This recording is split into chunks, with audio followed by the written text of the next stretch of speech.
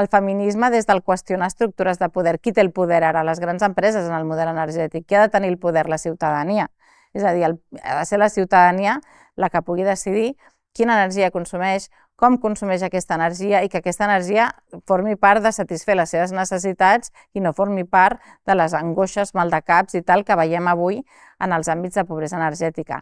Per tant, victòries, n'hi ha hagut moltes, jo penso. El que passa que són victòries petites amb el monstre que és ara mateix les transnacionals energètiques.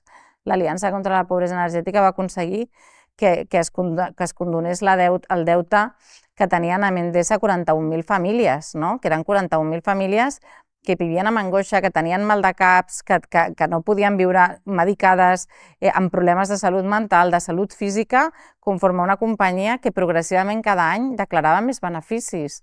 Aleshores, això és una victòria social en l'àmbit energètic i és una victòria que posa per davant les persones el lucre de l'empresa.